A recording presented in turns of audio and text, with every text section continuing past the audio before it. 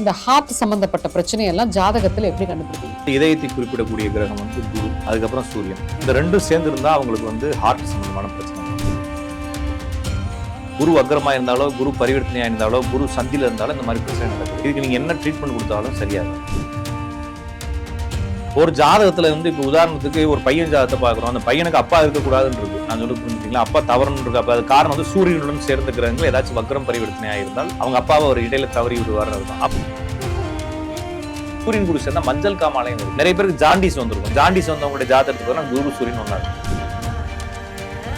எல்லா கிரக இணைவுக்குமே ஒரு உடல் ரீதியான இம்பாக்ட் இருக்குதாங்க. ஓகேங்களா? அப்ப இந்த கிரக இணைவு இந்த உடல் ரீதியான இம்பாக்ட் கொடுக்குறாங்க.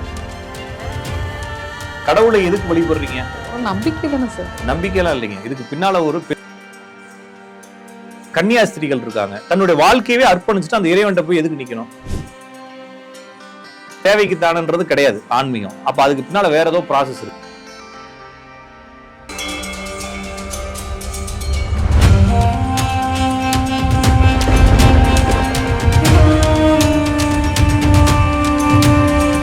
யூ தமிழ் பக்தி நேயர்களுக்கு வணக்கம். நிறைய ஆன்மீகம் மற்றும் ஜோதிடம் சார்ந்த விஷயங்களை நாங்க யூ தமிழ் பக்தி சேனல்ல உங்களுக்கு பதிவா கொடுத்துட்டு இருக்கோம். சோ இன்னைக்கு நேர்காணல்ல நம்ம கூட ராஜநாடி கா பார்த்திபன் சார் இருக்காரு. வணக்கம் சார். வணக்கம்ங்க. நேரில் அனைவருக்கும் சார், பொதுவா இந்த ஹார்ட் அட்டாக், இந்த ஹார்ட் சம்பந்தப்பட்ட பிரச்சனையெல்லாம் ஜாதகத்துல எப்படி கண்டுபிடிப்பீங்க? ஒரு ஜாதகத்துல வந்து இதயத்தை குறிப்பிடக்கூடிய கிரகம் வந்து குரு, அதுக்கப்புறம் சூரியன். இந்த ரெண்டும் சேர்ந்து இருந்தா அவங்களுக்கு வந்து ஹார்ட் சம்பந்தமான பிரச்சனை வரும்.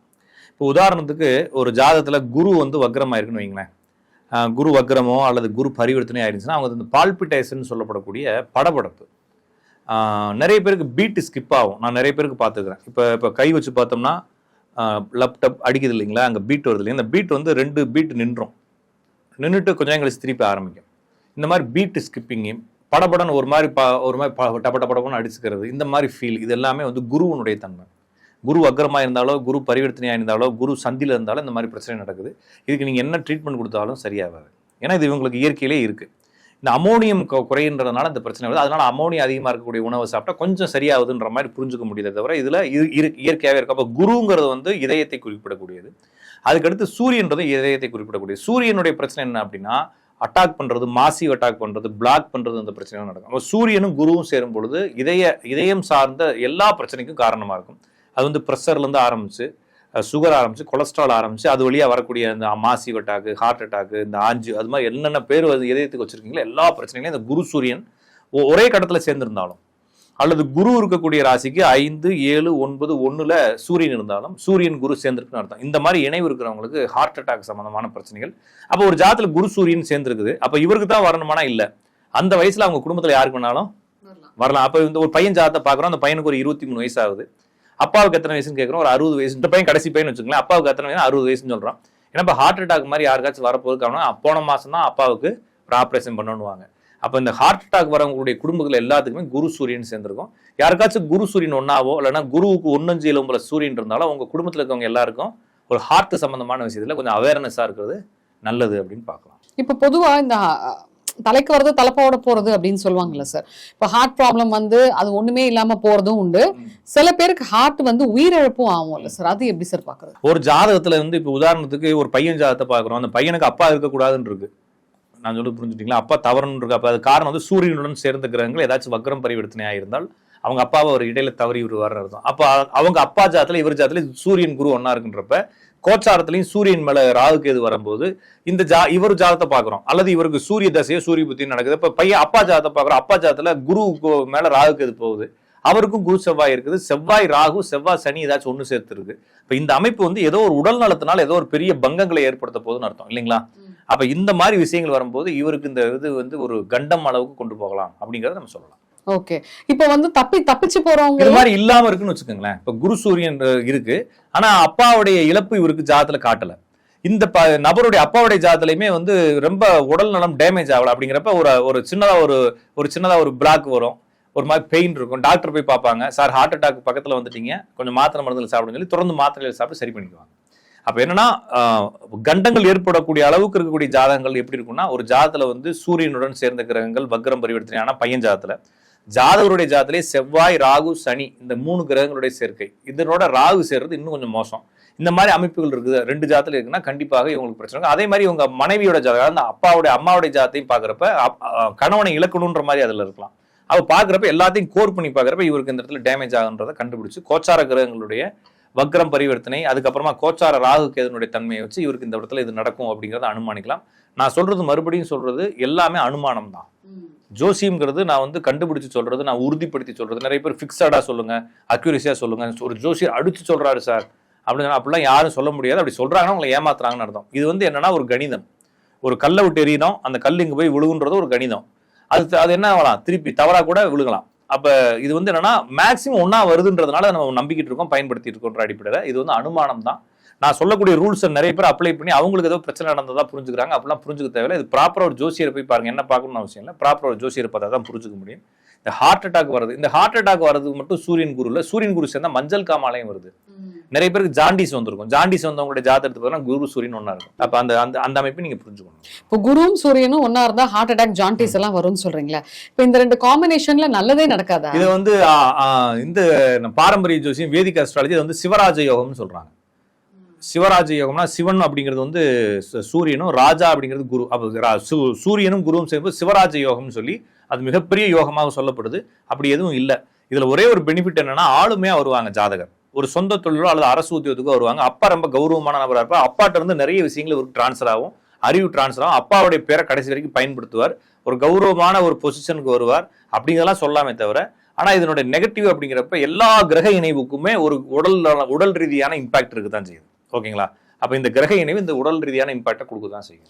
ஏன் சார் இப்போ ரோபோ சங்கருக்கும் பாத்தீங்கன்னா மஞ்சக்காமாலா வந்தது. நிறைய ஐ திங்க் நான் முத்துக்குமார் நினைக்கிறேன்.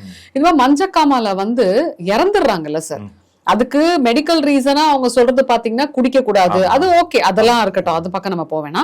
பட் இந்த மாதிரி மஞ்சக்காமால வந்து இறக்குற அளவுக்கு போறவங்களும் இருக்காங்க, எஸ்கேப் ஆறவங்களும் இருக்காங்க. அப்ப இதுவும் அதே தானே? எல்லாமே அதேதான். நீங்க வந்து இப்ப எல்லாமே செயற்கையா இயற்கையா அப்படிங்கிறது காலம் தான் வந்து நம்ம மனசை மாத்தி குடிக்க வைக்குது.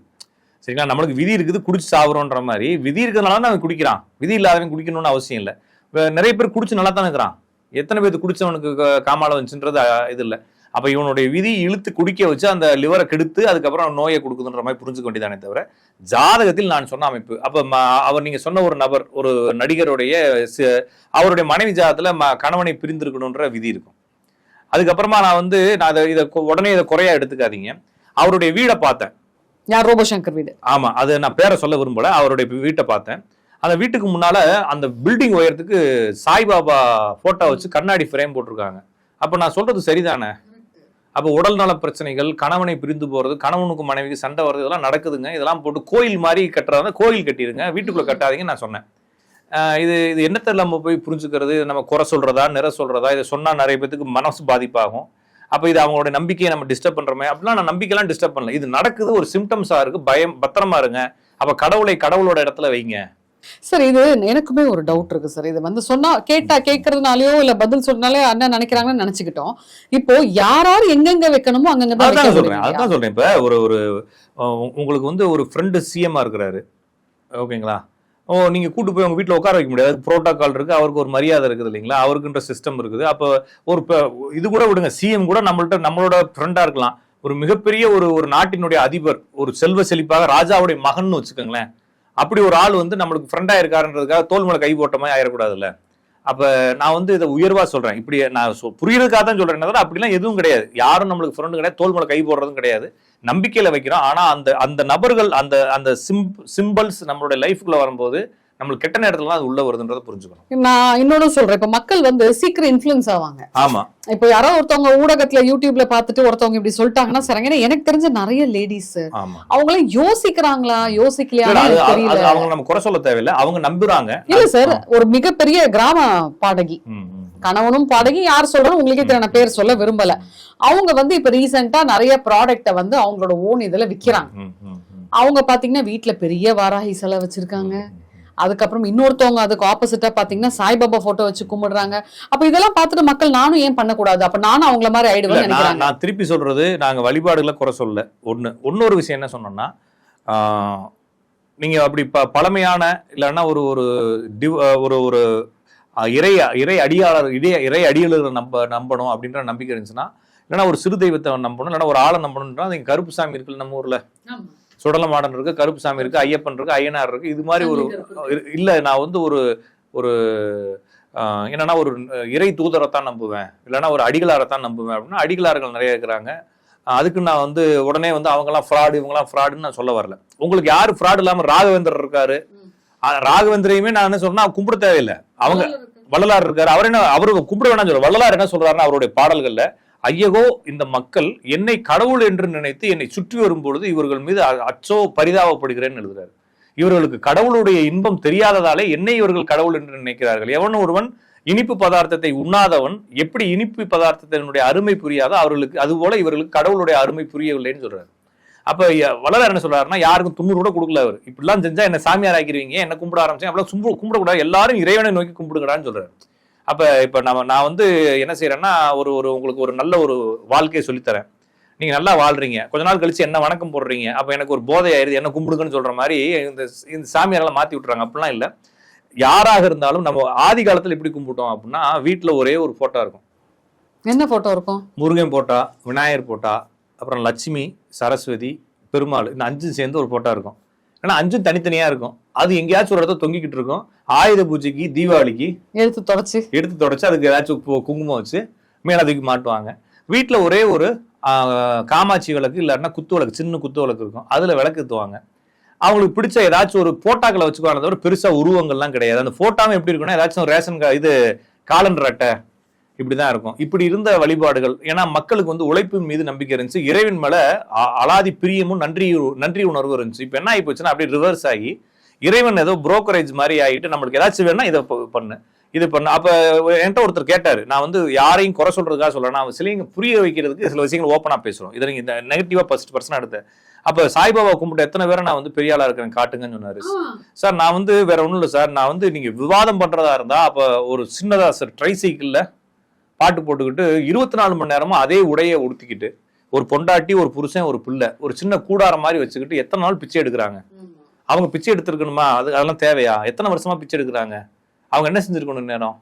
அப்ப அப்படி நீங்க நம்பாதீங்க சார். நான் வந்து உங்கள்கிட்ட விரோதமா நான் பேசல, உங்களுடைய நன்மைக்காக நான் பேசுறேன்.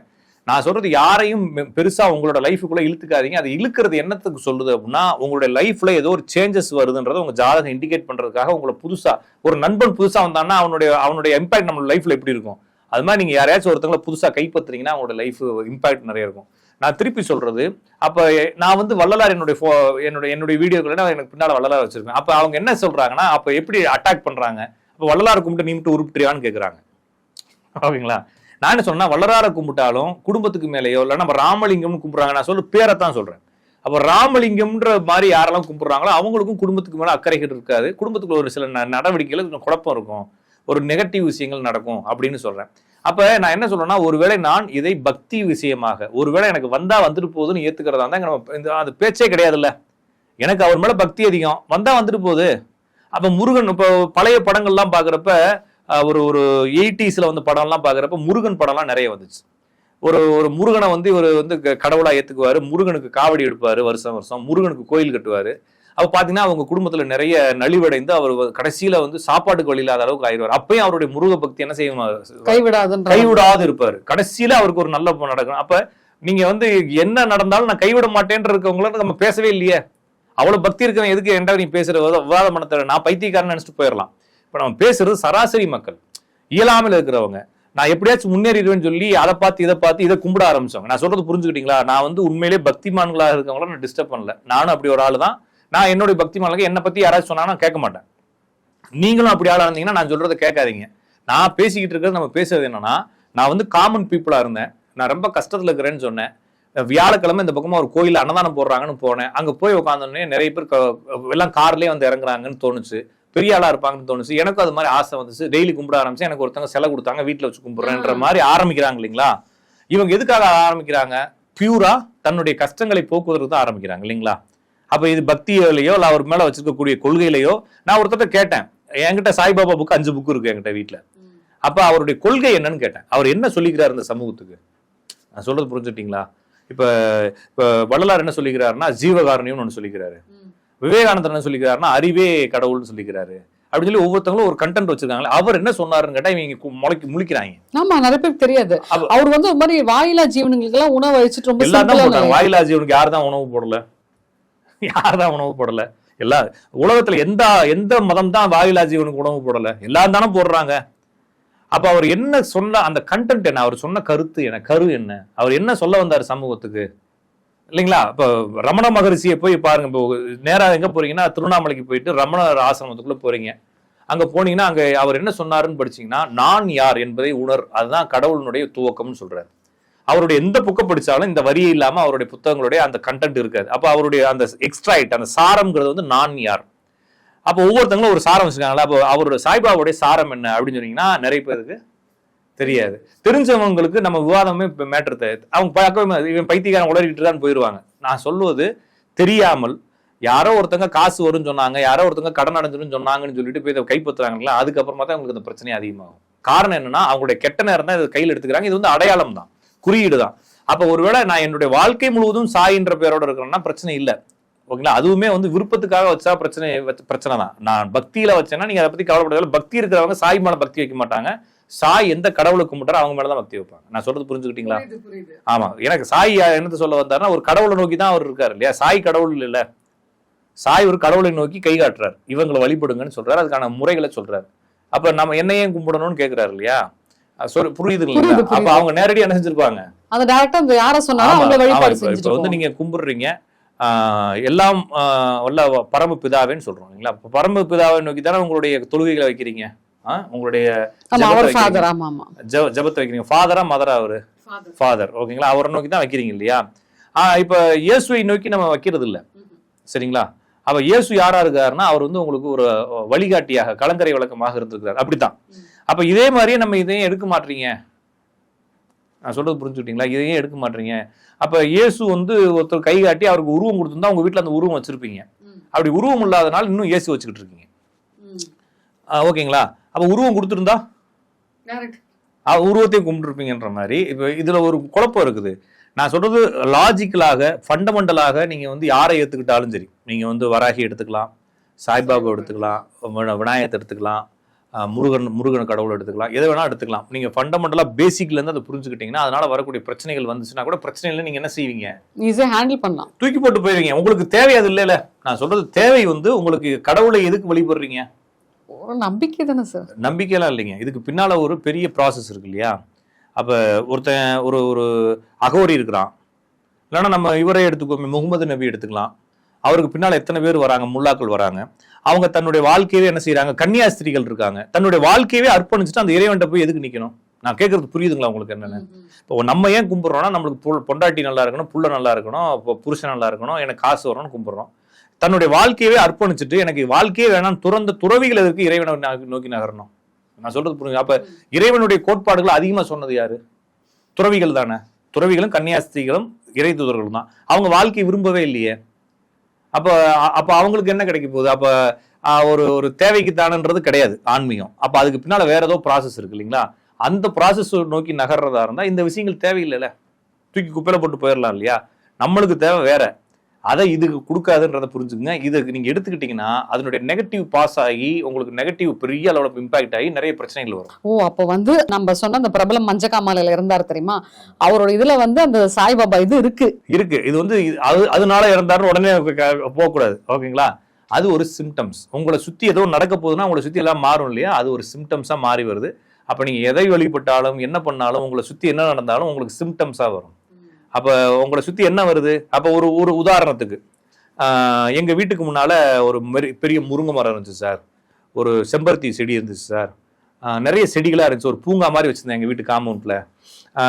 என்ன பண்ணேன், எங்க வீட்டுல எங்க அக்கா வந்துச்சு, எங்க அண்ணன் வந்தாரு, வீட்டுல ஒரு லீவுக்கு வந்தாங்க, அண்ணன் பசங்களாம் வந்தாங்க. நாங்க என்ன பண்ணோம்னா ஒரு கத்தி எடுத்து எல்லாத்தையும் வெட்டி கிளீன் பண்ணி சுத்தமா முடி வெட்டின மாதிரி ஆக்கிட்டோம் வீட்டையே. எல்லாத்தையும் பண்ணி நல்லா கிளீன் பண்ணி அதுக்கு முன்னால புதர் மாதிரி இருந்துச்சுன்னு சொல்லி செஞ்சுட்டீங்க. இப்போ என்ன நடக்கும்னா உங்க குடும்பத்துல உங்க அம்மாவுக்கு உடம்பு சரியில்லாம போகும், ஓகேங்களா? இது சிம்டம்ஸ். அப்போ முடிவு செடி வெட்டுறதுக்கும் அவங்க அம்மாவுக்கும் என்ன பிரச்சனை? தொடர்பு இல்லை, ஆனா இது ஒரு சிம்டம்ஸ். நான் சொல்றது என்னன்னு புரியுது உங்களுக்கு? எப்பெல்லாம் வயிறு சம்பந்தமான உபாதைகள் உங்களுக்கு ஏற்படுதோ அப்பெல்லாம் நீங்க என்ன பண்ணீங்கன்னா ஒரு பேப்பர்ல எழுதுங்க. அதுல இருந்து ஒரு 15 நாள் 20 நாளைக்குள்ள ஒரு லாங் ட்ரிப்பு போவீங்க, சரிங்களா? அப்ப நீங்க சரியா புரிஞ்சுக்கணும். ஒரு வீடு கட்டுறீங்க அப்படின்னா உங்க அம்மாவுக்கு பிரச்சனை வரும், அல்லது உங்க அம்மாவுக்கு பிரச்சனை வருதுன்னா அந்த டயத்துல வீடு சம்பந்தமான பேச்சுவார்த்தை பண்ணுவீங்க. இது எல்லாமே சிம்டம்ஸ். அப்ப வீடு கட்டுறது எதுக்கு அம்மாவை சாவடிக்கிறதுக்கான்னு கேட்கக்கூடாது இல்லையா? இது நடக்கிறப்ப இது நடக்குது. அப்ப சாய்பாபாவை பற்றி நீங்கள் நிறைய நெகிழ்ந்து அதுக்குள்ள போய் மாட்டிக்கிட்டு ஏதாச்சும் ஒரு வேண்டுதல் வைக்கிற போது கூடையே சுத்தும் போது அந்த பிரச்சனை நடக்குது. அப்ப ஒரு சில பேர் ஃபீமேல் காட் நிறைய வழிபாடு செய்யறாங்க. அது வந்து ஃபீமேல் கார்டுல வந்து நான் சொல்றது வந்து ரொம்ப கன்னி தெய்வங்கள்னு சொல்றாங்க, வராகி இது மாதிரி வழிபாடுகள்லாம் பண்ணும்போது புதன் ஆக்டிவேட் ஆகும். புதன்கிறது வந்து சொத்து பிரச்சனையை கொடுக்கும், மகளுடைய வாழ்க்கைக்கு எடுக்கும். இப்ப நான் இருக்கிறேன், எனக்கு ஒரு மகள் இருக்காங்க, நான் நிறைய அந்த கன்னி தெய்வ வழிபாடுகளை ரொம்ப டீப்பா போறேன் அப்படின்னா என்னுடைய பெண் குழந்தைக்கு ஏதோ பிரச்சனை வரப்போகுதுன்னு அர்த்தம். சரிங்களா? அடுத்து வந்து அம்மன் வழிபாடு பண்ணுவாங்க, அவங்களுக்கு வந்து சுக்கிரன் அல்லது சந்திரன் டேமேஜ் ஆக போகுதுன்னு அர்த்தம். சரிங்களா? அப்ப நான் வந்து இந்த ஐயப்பன் ஐயனார் இது மாதிரி கருப்பு சாமி நான் சொன்னீங்களா, அந்த மாதிரி வழிபாடுகள் போறப்ப சனியோ சூரியனோ ஆக்டிவேட் ஆக போகுதுன்னு அர்த்தம். அப்ப வேலை விஷயத்திலேயோ உடம்புல நரம்பு எலும்பு பிரச்சனையில பிரச்சனை வரப்போகுதுன்னு அர்த்தம். அப்ப எந்த சாமியுமே கும்பிடக்கூடாது, எதையுமே கும்பிட தேவையில்லை. நான் சொல்றது கடவுளை எதுக்கு கும்பிடணும்? ஒரு வழி காட்டுறதுக்கு தானே. அதுக்கு வழி. அப்ப உங்களுக்கு உயிரை கொடுத்துருக்காரு, வாழ்க்கை கொடுத்துருக்காரு, புத்தியை கொடுத்துருக்காரு, நன்றி தான் செலுத்தணும். கடவுள் வழிபாடு என்பது நன்றி செலுத்துதல். ஓகேங்களா? நன்றி செலுத்துறேன். நான் வந்து இவ்வளவு பெரிய வாழ்க்கைய, எத்தனையோ பேர் செத்து போயிட்டான், நான் உயிரோடு இருக்கேன்ல, இன்னும் உயிரோடு இருக்கேன்ல, இந்த உயிருக்கு நன்றி, என்னை இவ்வளவு நாள் நல்லா வச்சுக்கிறதுக்கு நன்றின்னு சொல்லி நன்றி எவன் செலுத்துறானா அதற்கு பிரச்சனை இல்லை. நீங்க நன்றி செலுத்துறதுக்காக போய் கும்பிடுறீங்க. ஓகேங்களா? நீங்க ஏதோ தேவைக்கும் ஆர்வத்துக்கும் போய் கும்பிடுறீங்க. அப்ப அந்த ஆர்வமும் தேவையும் உங்களை வேற வேற சிந்தனை கொடுக்கும். நன்றி செலுத்தினவன் அங்க போய் அதை பக்கத்துல வச்சுலாம் கும்பிட மாட்டான். நான் சொல்றது புரிஞ்சுக்கிட்டீங்களா? ரொம்ப அட்டாச்மெண்ட் எல்லாம் வச்சுக்க மாட்டாங்க. எனக்கு தெரிஞ்ச ஒருத்தர் ரொம்ப நாளைக்கு முன்னால, ஒருவேளை அந்த வீடியோ பார்த்தா கூட பார்க்கட்டும், அவரு எனக்கு என்னுடைய வீட்டுல வந்து சாய்பாபாவுக்கு கீழே வந்து 90 கொட்டுதுன்னு சொல்லி எனக்கு வீடியோ எடுத்து அனுப்பிச்சிருந்தாரு. சார் தெரில சார் எனக்கு, ஏன்னா இதுல எப்படி லாஜிக் புரிய வச்சுக்கிறது தெரில சார். இல்லை இல்லை எங்க வீட்டுல தான் சார் இருக்கு, வேணா பாருங்க கீழே போட்டோவுக்கு அந்த டேபிள் ஃபுல்லா இருக்கு. அவங்க பையனுக்கு வந்து மூளையில அறுவை சிகிச்சை பண்ணி அவங்க பையன் இறந்துட்டாரு. நான் சொன்னேன், வேணாம் சார், தேவையில்லாத எதுக்கு மனசுக்குள்ள போட்டு குழப்பறீங்க, வந்தா தான் வந்துட்டு போதே, நீங்க என்ன வீடு நடத்துறீங்களா இல்லைன்னா பூஜை மண்டபம் இல்லைன்னா மந்திரவாதனம் பண்றீங்களா? மனசை வந்து நெகட்டிவா தள்ள விடாதீங்க சார். அந்த குரு ராகம் தான் அந்த மாதிரி செய்யும். குரு ராகு யாருக்கெல்லாம் இருக்கோ அதெல்லாம் இதுல போய் ரொம்ப டீப்பா மாட்டிக்குவாங்க. ஒரு விஷயத்தை எடுத்து கையில் எடுத்து வச்சு, அப்ப குரு ராகு இருந்து செவ்வாறாக இருந்தா இந்த விஷயத்துல போய் மாட்டிக்குவீங்க. குரு ராகம் இருந்து சனிக்கு எதுவும் இருந்தா வேற ஒரு கடவுளை கும்பிட்டு போய் மாட்டீங்க, ஏதாச்சும் ஒன்றுல போய் மாட்டிக்குவீங்க, ட்ராப் ஆகிக்குவீங்க. நம்மளுடைய வாழ்க்கை என்பது இறை அனுபவங்களோடையும் இறை நம்பிக்கையோடையும் இறை நன்றி உணர்வோடையும் நகரக்கூடிய வாழ்க்கை. இதை அப்படியே வச்சுக்கணும். நீங்க எங்கெல்லாம் போய் ஒரு சாதாரண வாழ்க்கையை கெடுத்துட்டு ஒரு டைவர்ட் ஆகுறீங்க அப்படின்னா கண்டிப்பா அது சம்பந்தமான ஏதோ ஒரு இம்பாக்ட் உங்க லைஃப்ல நடக்க போகுதுன்றதோட இண்டிகேஷன் தானே தவிர அதனால பிரச்சனை வராது. ஆனா அது இண்டிகேட் பண்ணுது உங்களன்றதை புரிஞ்சுக்க வேண்டியதான். அப்ப நம்ம லைஃப்ல எதையுமே செய்யக்கூடாதுன்னா செய்யணும்னு அவசியம் இல்லை. உங்களுக்குன்னு ஒரு பாரம்பரியமா ஒரு நம்பிக்கை இருக்கும் இல்லையா, அந்த நம்பிக்கையை அப்படியே விட்டுட்டு அப்படியே ஃபாலோ பண்ணிக்கோங்க, வேற எந்த ஒரு குறையும் வராது. சூப்பர் சார், ரொம்ப அழகா தெளிவான முறையில வந்து நிறைய விஷயங்கள் எக்ஸ்பிளைன் பண்ணீங்க. நன்றி, வணக்கம்.